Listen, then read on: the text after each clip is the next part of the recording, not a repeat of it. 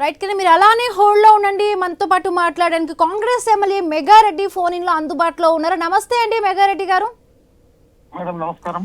అంటే హైదరాబాద్ కు చేరుకున్న తర్వాత సీఎం రేవంత్ రెడ్డి అంటే ఏం మాట్లాడతారని దానిపై కూడా ఉత్కంఠ నెలకొంది.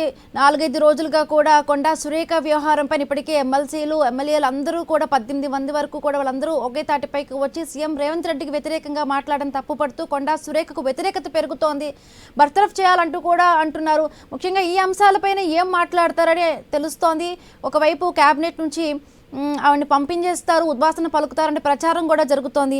అసలు ఎట్లా ఏం జరగబోవచ్చండి, ఏం మాట్లాడతారంటే దానిపై కూడా అంటే ఏం మాట్లాడే అవకాశం నేను చర్యలు తీసుకుంటారా కొండా సురేఖపై? ఇప్పటికే ఖర్గేతో కూడా మీటింగ్ జరిగినా కూడా అక్కడి నుంచి కూడా కొంత సానుకూలంగా కూడా ఇన్ఫర్మేషన్ ఆమెకు లేనట్టుగా కూడా ఉంది సపోర్టు.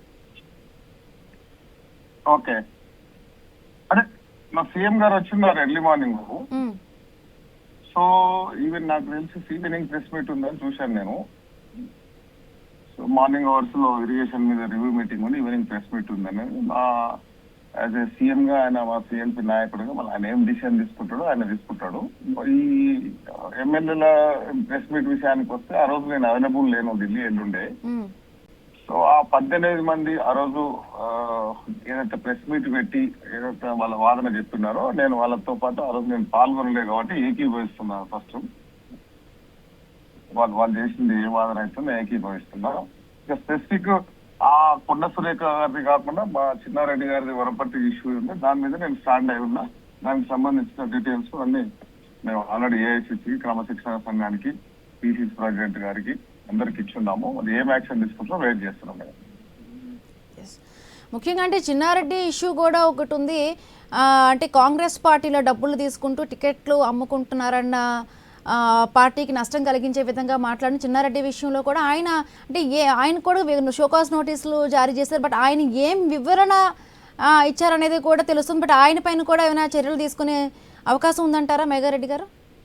తీసుకోమనే చెప్తున్నాం మేము. నేనే కంప్లైంట్ చేసింది, ఇక్కడ వనపర్తినే మాట్లాడి ఉన్నాడు.